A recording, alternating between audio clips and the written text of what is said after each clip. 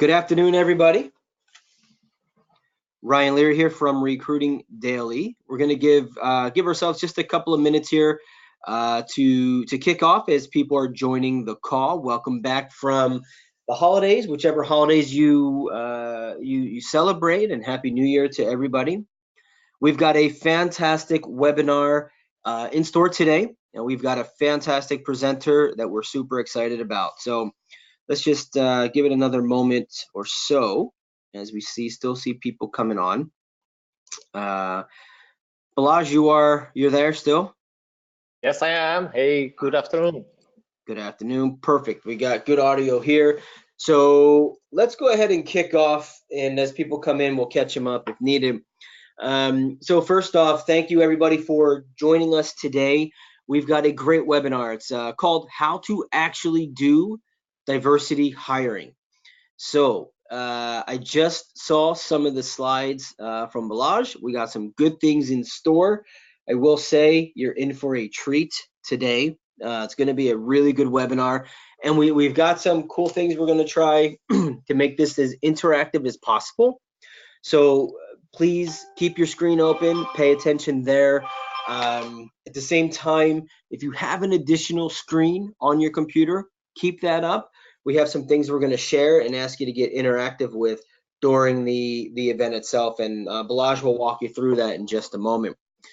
So before we kick off, if you have questions today, please feel free to ask them. Some of the topics or some of the content in today's topic could be controversial for some people on the call, and that's okay. It could make you feel uncomfortable, and that's okay. That's why we're here to talk about the subject, and Balazs is just the perfect person in our minds to help facilitate that. So if you have questions on the right side of your screen, feel free to drop them in. If you want to test and just drop a "Hey, I can hear you" in there, that's cool, and we'll answer back and let you know that we see it. But with that, Balazs, if you want to flip over to the next slide there.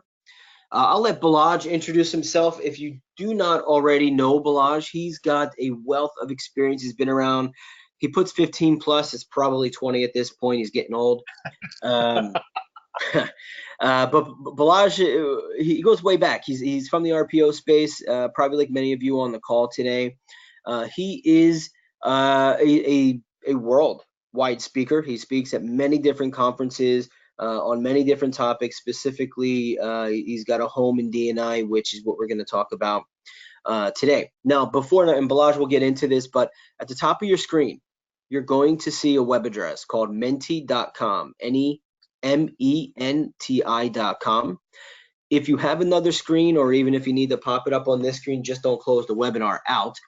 Go to menti.com and use that 6-digit code, 561638. Drop that into the box.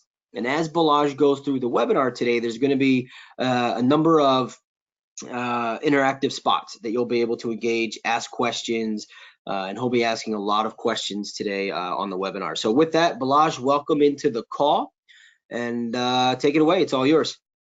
Thank you so much, Ryan. Hey, everyone. Good afternoon again. Let's try this menti.com. So if you are on this website, you can basically choose to to hit the like or the dislike. And I would like to ask you to give it a try, because the moment when you guys give a like or see that one on the bottom side, bottom right side, you see all of those likes, and only likes so far, rising up. So maybe we'll use menti.com. You guys can also give me some dislike at this stage and not anymore. So maybe we'll use menti.com for some polls and voting today. And what I would like to tell you about menti.com, that this is an interactive presentation website. It's not recording your identity. It's full anonymous, right? So whatever you choose, you can give me a dislike, whatever. I won't be able to, to recognize you. Although I'm a sourcing expert, but still, it's not connected to your, to your ID or personality anyhow.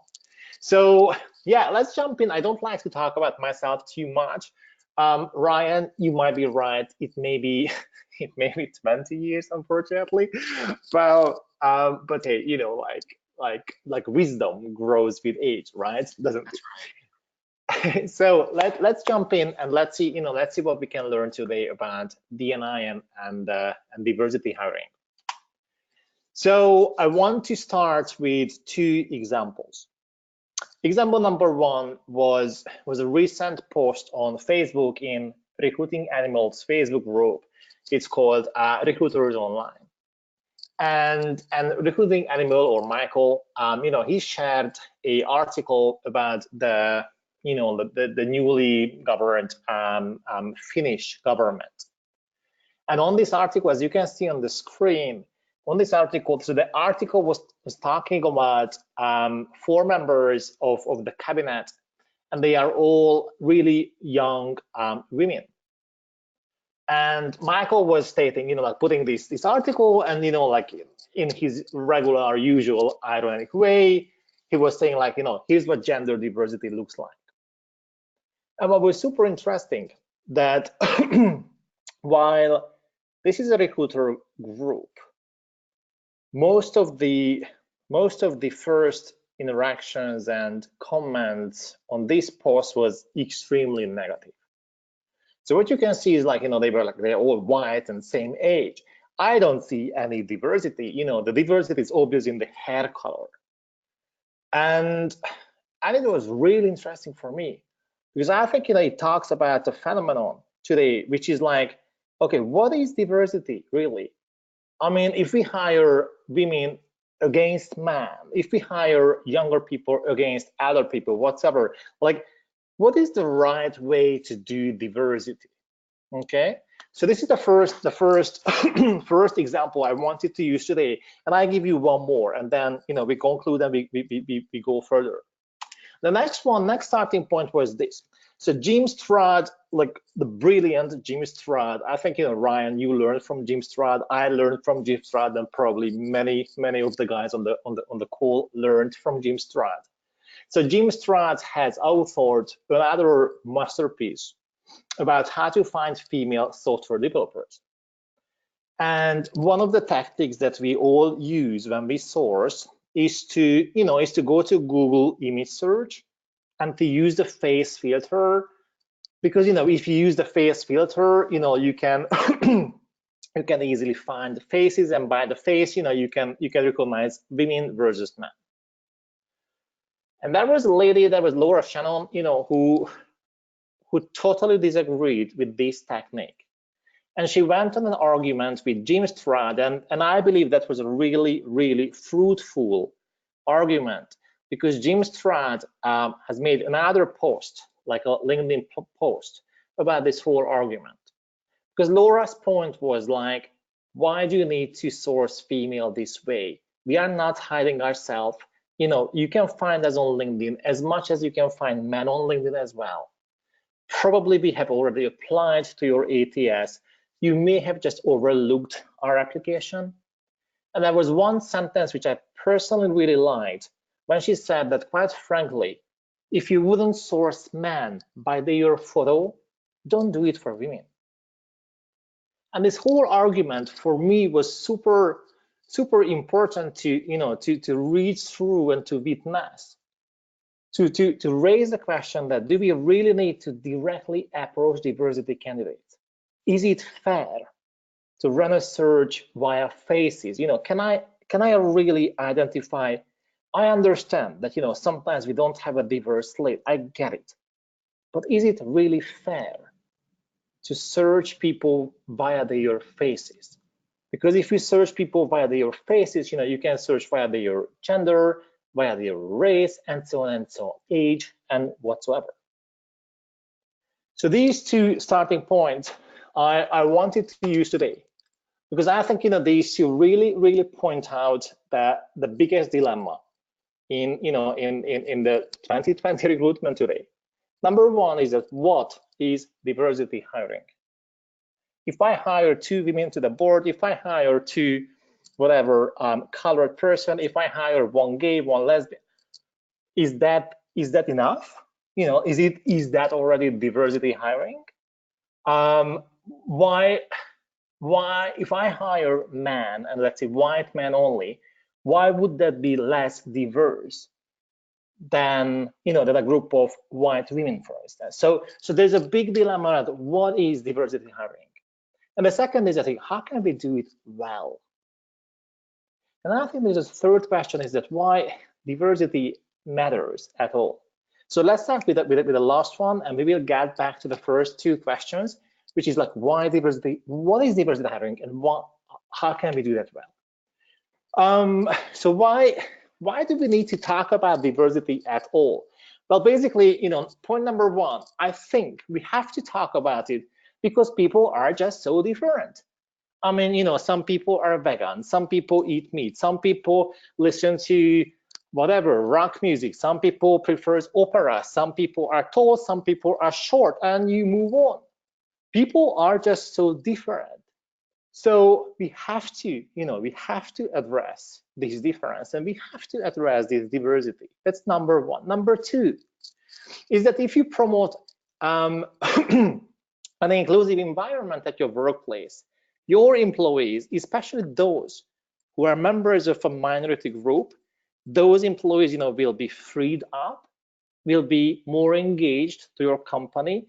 It's really simple. Let me put it this way. I'm gay. I'm having a husband. We're having 2 children.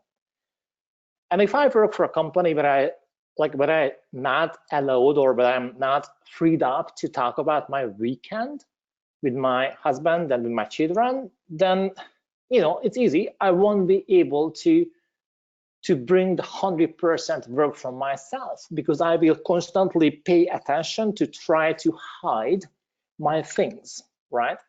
But if you promote an inclusive environment, then basically your employees, will open up, and they will become more creative, and they will feel more safe. And three, certainly, the third reason is that diversity makes much higher business results. I didn't bring all of the stats. You guys can click through this link. You will go to the McKinsey study, and you can read about all of the amazing stats that how much more revenue and more income, more diverse companies and leaders can create. So that's why diversity matters. But we have these 2 questions, right? So what is diversity hiring, and how shall we do it right? I'm seeing these 2 models, if you wish. Model number 1 on the left-hand side, which is like this, HR or talent acquisition. And we try to embed diversity within that function. It's a tiny little box, and we say that you HR people, you have to think about this diversity. The problem with this thinking is that this is just not gonna work. Why? Because diversity, as you can see on the right-hand side, diversity is not a tiny box within HR. Diversity basically is a whole mindset. Remember, we said that people are just so different. Diversity is the word itself. It's a fact. We live in a really super diverse or diverse world, end of story, period. And within that word, we need to talk about HR and talent acquisition. Although still too many companies think in a way that, hey, you recruiters, you have to provide us, like a more diverse slate. This doesn't make any sense. The whole problem statement does not start with a short list. It starts whether we understand and whether we accept that the word itself is super diverse, and we can work within this really diverse universe. So what can we do? I wanted to bring in this game to you guys. So please go to menti.com. You see the 6-digit code on the top, and you have 6 options to build a priority list. So again, I don't know yet, who you are. I don't see you, and menti.com will not save your data at all. So please, use menti.com and build a prioritization among these things. And as you can see, so the more people will play with this poll, the results will more and more change, as you can see real time on your screen. So please, like go to menti.com and give it a second to make the order.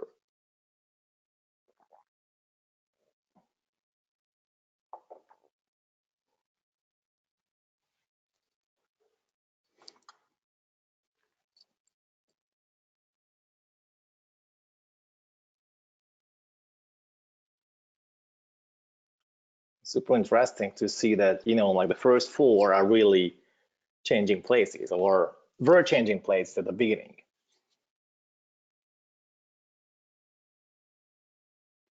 Okay, I give you a few more minutes, like a second, just to finish your orders. Yeah, really cool. What is the reason why I was asking for it? Because I talk a lot about D&I, and I can tell you that in every time that I use this poll, every time I get a totally new order. In Europe, gender diversity, so the male versus female, that diversity, and age seems to be the hottest topics.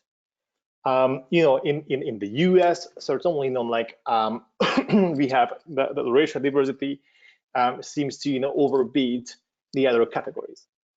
Why this is really interesting? Because when we talk about D&I, the number one thing we all must realize is that D&I is super, like diversity is really diverse. Diversity, the challenge. So why running diversity hiring? So why that's difficult? Because D&I, so diversity is so complex. There are so many types of categories or dimensions of diversity. So what you guys, were voting, right? This is the voting of 51 people, and and yes, we see that the first bar, the blue bar, that's winning over the others. However, all of the others, have gained quite a significant number of votes, right? So diversity means a little bit different things, to everyone. What we need to understand is that diversity may differ company by company, even more office by office, maybe even more department by department, team by team. And diversity is all about to understand that who is or who are the current minority or minority members within our society or within our company, and who may need support. And that's the very first lesson that I wanted to bring today, because diversity is not just like 5 or 6 categories, but as you can see on this visual, is a lot more. And that's why I think that's why I think the world today is struggling. That's why when people see 4 young women in the cabinet, people are feeling like being a little bit offended. People say like, well, it's not diverse, because diversity is so complex, and diversity means something really different to everyone. So that's the number 1 challenge. Number 2 challenge is that we don't have connection to each and every of these diversity categories. And sometimes, we lack the connection. Sometimes, we struggle to connect to a certain part, a certain piece, certain type of diversity element. So I want to run another experiment. And hopefully you guys, you won't dislike me too much, but I'm gonna show, oh, sorry. I'm gonna show you 5 pictures, and I'm asking you that how much discomfort does it cause to you? Again, think about that way. Diversity is really diverse, and we may or we may not have connection to each and every diversity. And that's why I like to run this experiment, because again, it's fully anonymous, and you will see the end result. So please, go for the voting, and just just think about how much discomfort, when you see this picture, how much discomfort does it cause to you?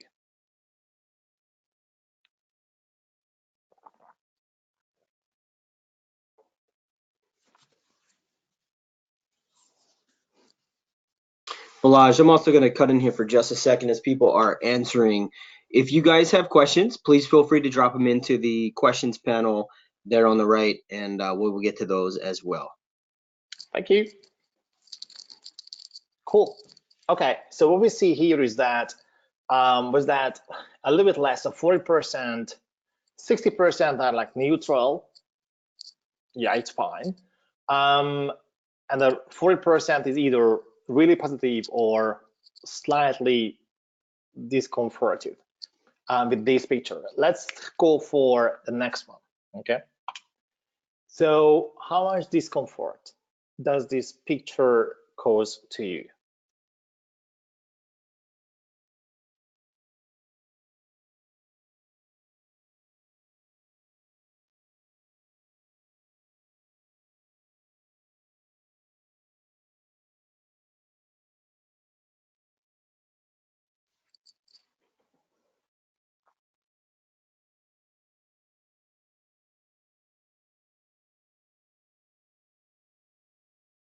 Really cool. Thanks for voting. This is a really active audience. I love it. So what you see, you know, like just focus on the bars. While this was more in the middle, this one, so this picture, like, is creating even more positive feelings. Probably, you know, probably because we recognize the person, the scientist in the picture. Let's go for the next one. I have, I think, you know, 4 or 5. How much discomfort does it cause to you?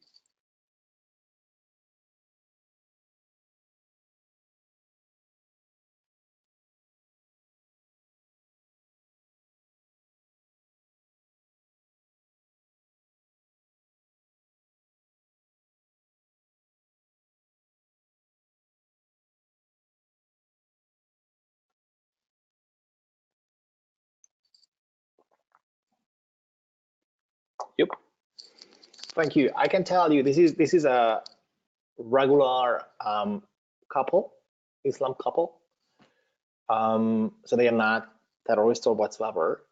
This is just the traditional wearing, you know, outfit, how, you know, how they dress. And again, I just want you to recognize that we as a group today, as a community today for this 1 hour, we have significantly different views on all of these various diversity elements. I give you one more. What do you think about her?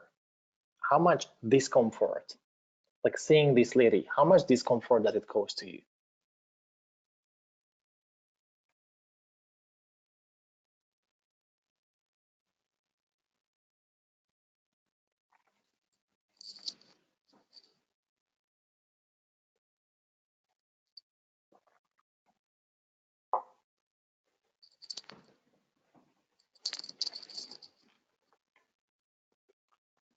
Cool. Thank you. And I think I have the last one, this picture.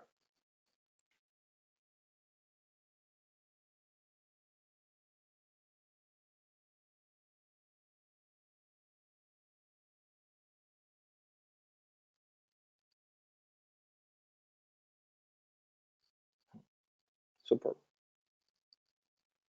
I don't see your reactions in the chat if you have any comments, so feel free to leave a comment there. But I love to see that, you know, so these exercises always work in a way, at least it helps me, and hopefully it's helping you to understand that all of the 5 pictures were showing regular cases, right? And we are just connected super differently to these phenomena, you know, to these people, to these minority groups. Some of these minority groups are difficult for us to see. Some others are much easier. Some diversity groups are just like like close to our heart, right? So what I wanted to demonstrate with this one is that, so one thing is that diversity is so diverse, and it's so complex, and I think that creates a lot of tensions and a lot of emotions and a lot of thoughts and questions. But the other is that diversity is also so personal, and because none of us has access to all of these differences. And I learned this phrase from Bill Borman. He's crafted, I think he's coined the phrase point of reference.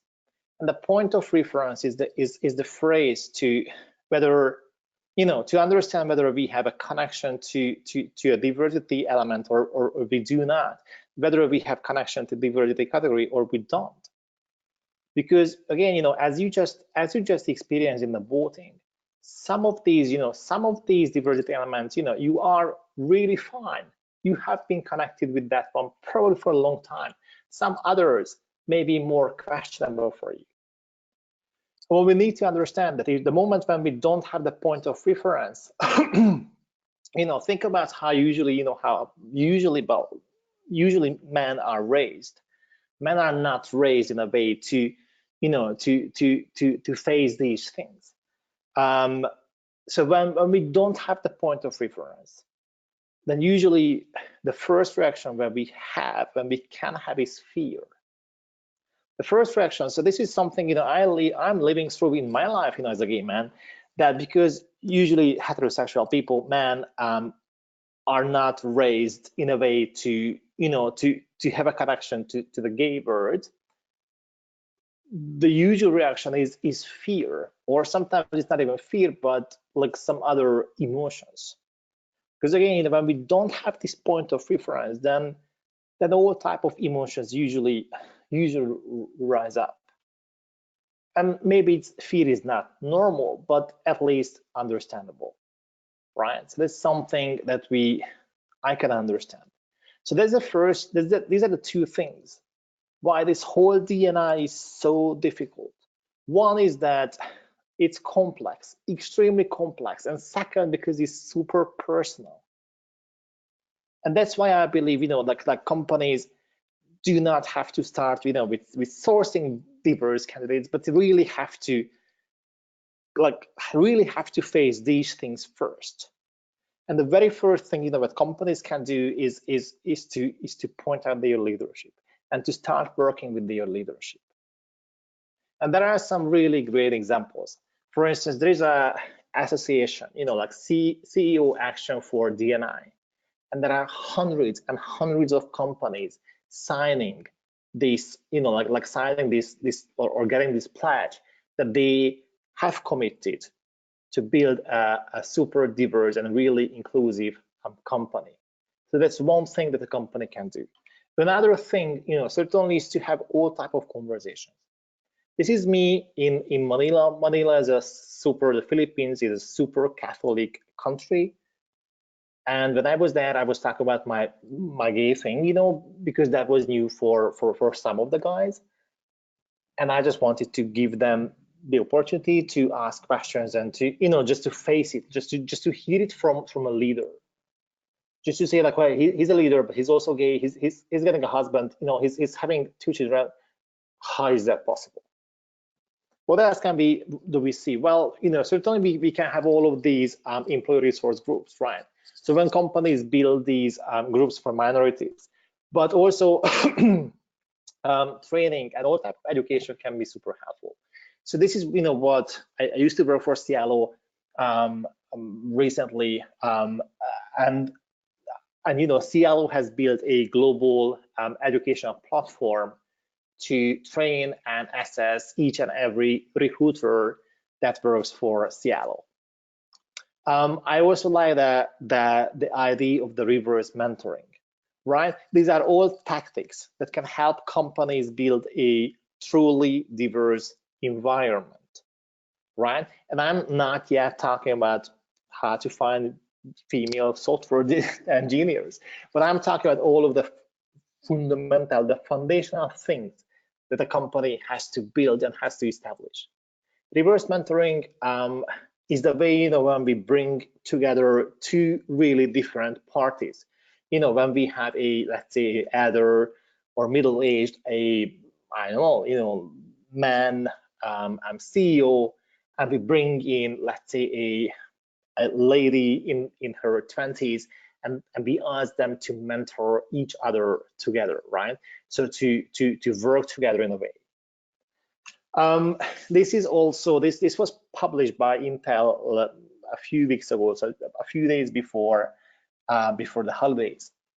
And I think this is super important. Another extremely great step towards to D&I. This is brutal, honest data, like current data. This is the salary, so payment data from Intel and by Intel, showing the world basically the gap between the payment gap. So what you see, what you can read in this article is that is that how far Intel was paying to women versus to men via which ethnicity. And also another last example from Intel, this is all on their website. They've got a diversity sub-page on the website, and they put everything there, and they are continuously updating these numbers. So before we start doing anything diversity hiring, we need to fix all of these things. So we need to have leadership. Our leadership has to start the game. And there are 5 things they must do. Number 1, they must commit to diversity. Without that, whatever HR or talent acquisition power you may have, you won't be able to make a real impact. They must commit to diversity. Second, they have to understand that every organization has blind spots. Every organization, there are minorities in every organization, and CEOs need to acknowledge that and need to start working on supporting those minorities. So that's number 3.3, that they need to bring in these training and education and development programs. Point number 4 and 5 are connected together. They have to work on building a super or uber transparent world via core numbers and measures. So that's where leadership needs to start working with D&I. And the moment when these things are in place, right, so not finished, but at least are in place, there's a moment where we, talent acquisition, we can jump in and, and start running our diversity hiring. So that's how I wanted to start. And now I'd like to spend a little more time, on the core subjects on recruiting. So let's see what we can do. How can talent acquisition do a better job and better diversity hiring?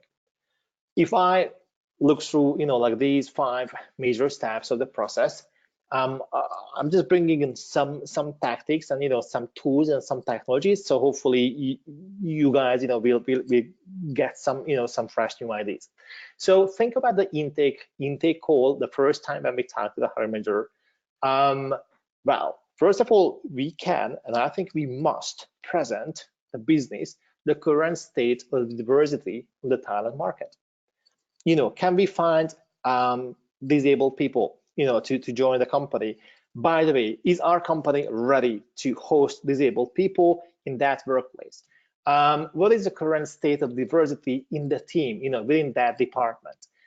If the hiring manager may raise some discriminative requirements, I would prefer to hire a man versus a woman, whatsoever. We must be empowered to say against that requirement.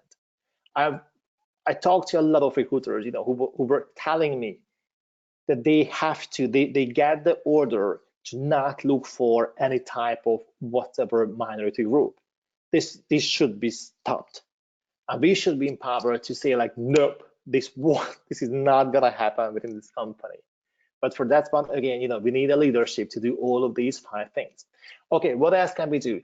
Certainly at that stage, we must think about the job ad, and we must think about that, all of the content that we have about the company in the job ad, on the website, whatever, how develop that content in, how inclusive the language that we use, for instance, in the job ad, or how inclusive the whole content is on the career website. So to show you some examples, I like to analyze employer brand videos. I usually go through them like pixel by pixel, and I make screenshots and I show to leaders to see these people, because usually, so when leaders or medium companies, when they put together these videos, like these employer brand videos, I mean, usually they all look great, and there's a great music and nice people and everyone's smiling. That's great. But when you pick these people one by one and you really show the company that this is who you represent, and then you ask the question that, are you happy with this one, or you may have left someone out, usually that's the first time when they understand that, gosh, like the way how we talk about ourselves is extremely not inclusive. Usually people understand that moment that, oh, we put only the most beautiful people on the video. Of course, we put only the young people or the maximum middle-aged people, but no other people, no any people with color whatsoever. So this is a really good first exercise to go through the employer brand video, pixel by pixel, and make these screenshots, and then sit down with the leader and say, hey, is it aligned with who we are? The other is certainly the whole job ad story. So while I certainly appreciate that we may not have time every time to rework the job ad, but but sometimes some job ads just must be reworked. So this is a sales manager, for banking sector in France, and as you see the highlights, I mean this is full with those words which may most probably only appeal to men. Aggressive growth targets, building strong relationships, strong English language, strong negotiation. These words usually, per my understanding and per my research, usually women do not read these words, do not like these words the same way as a man usually does. Aggressive growth targets can have a really bad connotation and bad meaning as well. So you need to think through the job ad itself, and there are some tools, for that one. I'm sure you've heard about Textio a lot, but there's also something called Talvista. These first two are paid solutions, but the gender decoder for job ads, that's a free solution, so you can even use that one if you want to. Okay, what else we have? When it comes to sourcing, so you need to think about, again, the content, the website, so what's out there, and then think about the channels that you can use to what, I would say to attract people. I'm not sure that going after directly black candidates or gay candidates or female candidates or whatever candidates, I'm not sure that that's a fair solution, to be really honest. I think it works in a way that if a company is diverse, if a company is inclusive, then, and they have these colleagues, then more and more colleagues will want to join them. But I would hate being approached by any leadership job just because I'm gay. I mean, I think it sounds so stupid. So what I would say is that, yes, there are some job boards, which are more used by whatever minority group, group members. There are associations, meetups, conferences, all type of gatherings. Yes, join those things and just talk about your company. Just talk about all the great things that you guys do in DNI. You may have an ERG, you may have a whatever, you may join Pride, you may have a special benefit whatsoever, and run a conversation, like on that minority groups and gatherings, rather than just to pick and search people. So to show you a few examples.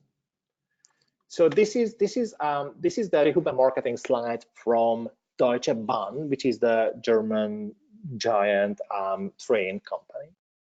And what you can see on the left-hand side is that they are using everything, like really all channels to attract people. But what I would like to draw your attention to is the right-hand side bottom story. So Deutsche Bahn, the German railway company, decided to use Tinder to approach and attract younger people to work for them. So yes, they didn't create a real profile, and they didn't ask their recruiters to create a Tinder profile and swipe to the right. So not that way. But they used the advertisement part of Tinder, and whoever was interested to work for that company, like use the Tinder in the right way. Now with this one, they were able to target a certain minority group. In this case, it was the younger population. And I think these type of tactics are really, really smart, and I think these can work really nicely. So what else we have?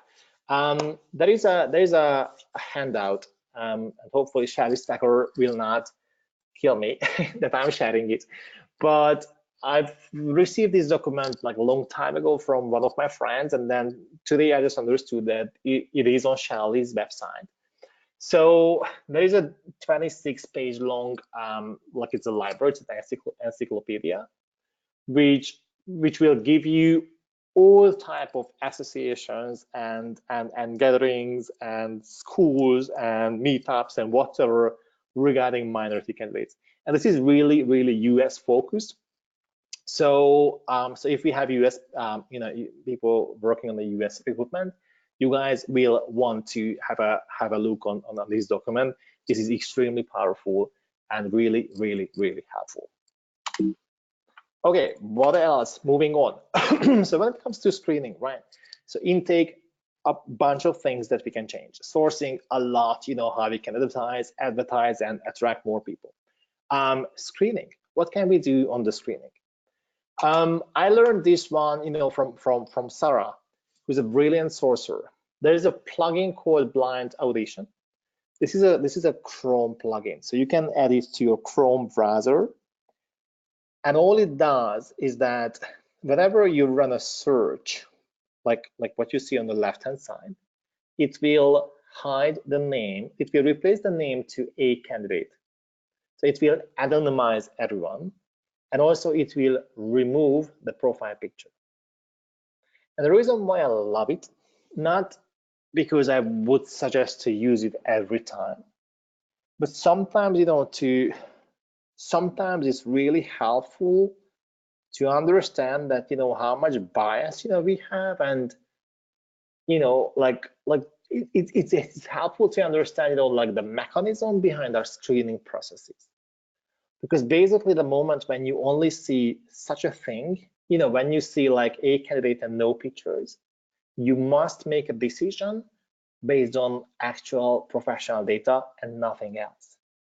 And what I like to do with this, with this experiment is to ask people that, okay, based on this information, what do you think, which candidate would you open first? And, usually people think about, maybe 4, maybe 5, maybe 6, whatsoever. And then I show them the same list, but now with pictures and names. And I don't see your reactions, guys, but the first time when I saw this game, I was like, wow. It helped me understand that, like our brain are really full with bias. And basically, we make slight judgments based on someone's face, whether someone is handsome or not, or beautiful or not. we may make judgments. So our screening, may be slightly driven via gender, because now on the screenshot you see, oh, there's a man, there's 5 women and there's a man. Although when I only showed you this one, you had no clue who was a man and who was a woman. So this application can be really helpful, I think, to experiment our biases and to really double check whether we would choose the same person based on their professional data only, or we may unconsciously modify our screening and our assessment based on name or picture. Interviewing. So when it comes to the whole interviewing process, I want to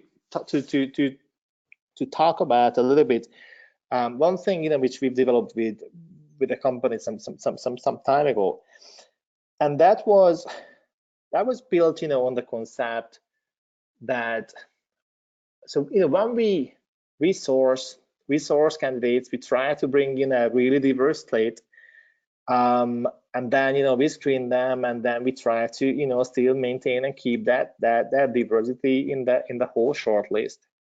But then when it comes to the interviewing stage, we run the same process for everyone. But people are not the same, right? People are not reacting to the same questions in the same way, right?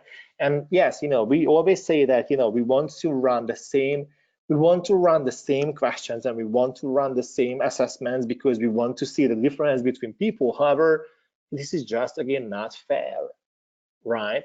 Because some people are more introverts, some people are more extrovert, some people are more shy whatsoever.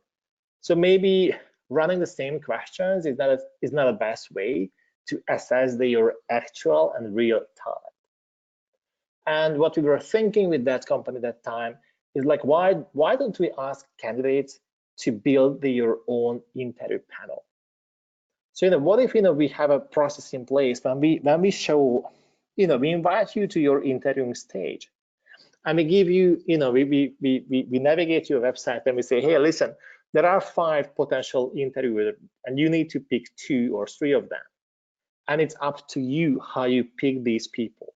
And yes, pick them via your sympathy, pick them as whoever you think you can do the best interview with.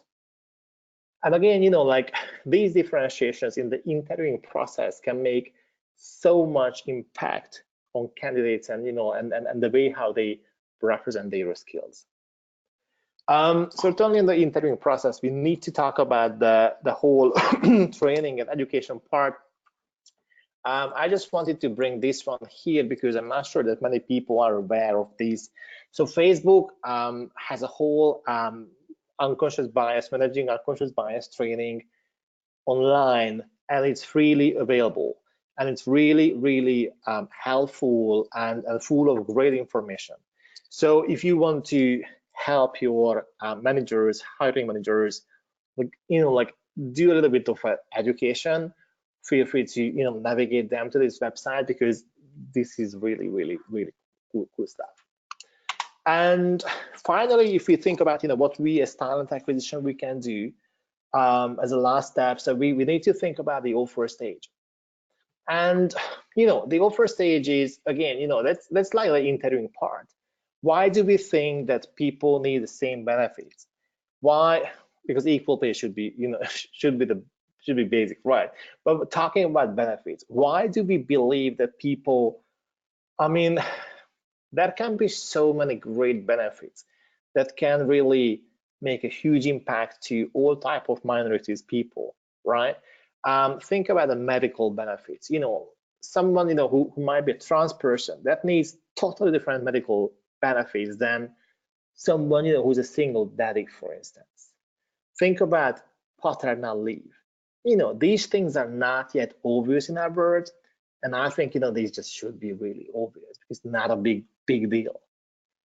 But again, like when we think about what we as talent acquisition we can do better, yes, we must think about our whole offering, and we must understand whether our offering is supporting diversity groups or basically we just try and provide the same thing to everyone, regardless of your preference.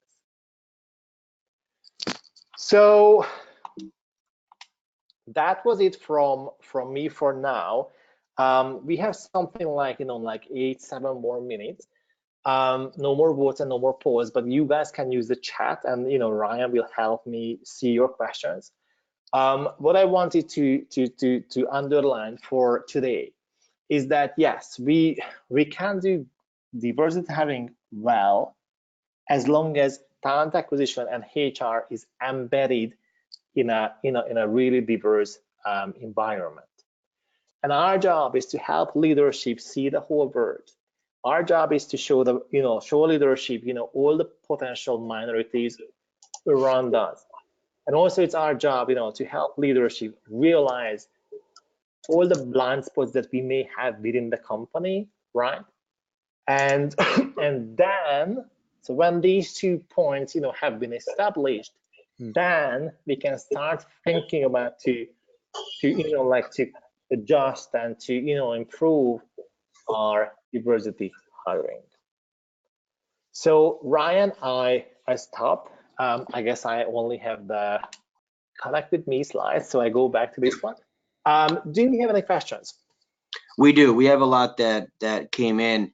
One of the first ones, and we'll see if everybody's right. I'm gonna guess to say everyone is right because they all got the same answer. One of the pictures you had in there, was that from the movie Get Out? Yeah. That was the question. They were all asking. We had about 10 of those come in. People asking is that from the movie Get Out, and I did not know. So the answer is yes. I don't know either, so I need to check. I need to check. So I will check, and I will go for Twitter. And you know what? When we put it online, the back, then we will have a comment because it's a good one. Yeah, well, there you go. There is. We literally had about 10, so I'm gonna say yes. It is. I've never seen the movie, but maybe I will have to. All right, so we've got a handful of questions. We'll see if we can power through these. We got about 5 minutes. So we'll power through the answers, and if we need to expand on anything, we can definitely do that. What do you think puts the men below women in Native, Hawaiian, or Pacific Islander? That was really good. Probably that's a really small portion, right? So that goes back to the Intel slide. I think that goes back to the portion, like the population of that employee group. So I think it's I believe it can be a little bit accidental because that's really, I really pointed that out, when I first saw that slide, and I was like, look at that. But because all of the others, right? So all of the other ethnicity groups, they follow the man winning over women. I think that really goes back to the size of the talent. Right. Okay. Good. So let's see here. Do you think organizations should have diversity recruiters or sourcers? I would say not. I just do not. I do not believe in that one. I know that sometimes we have to make efforts to to invite more diverse people to our company. But again, like my whole mantra is that as long as a company is not yet ready, as long as our leadership is not committed, I mean, like those things should be the first wins. And then I believe that, the moment when that is set, then the regular activities, like attraction and human marketing and employee referrals and word of mouth and these activities will bring in the right results. In other words, if I'm as a gay person, if I'm feeling fine with the company, I will promote that company to my network. And I think that the same goes to probably many of the minority groups. Right. Okay. Let's see here. How do we let me see. How do we access blind audition? Right. So that, if that's the question, so you guys will get a slide. It's a Chrome plugin. So basically, you go to Chrome and you just type in. If you go to Google and you type in blind validation Chrome plugin or Chrome extension, then I'm sure Google will bring it in the first place, and then you can just add it to your browser. Right. Okay. And oh, here's another one on there. How do you allow candidates to build their interview panel? Right. So the whole concept was that, so when we have candidates, like candidates running the process, there can be a moment when we invite them, let's say, to a landing page or to any type of form, and we may introduce, let's say the 5 interviewers, so that the potential people, and they can just pick like the top 3 or top 2 that they would prefer to interview with. And again, so this whole concept was built on the fact that why do we want to decide, rather than to give this as an opportunity to the candidate to say, you know what, we want you to shine, right? We want to hire you. We want you to bring your best talent, for that interview. So why don't you help us select the right interviewers for yourself? Okay. Can you go back to this? Okay, so here's one about a specific slide. Can you go back to the slide that had the website for job descriptions? Yep. On how to make those more diverse. Can you explain that a little more? Yeah. Right. So these 3 different websites, Textio. So the first 2 on the left, Textio, and the middle, Talvista, they are paid solutions. And the right-hand side, Gender Decoder, that's for free.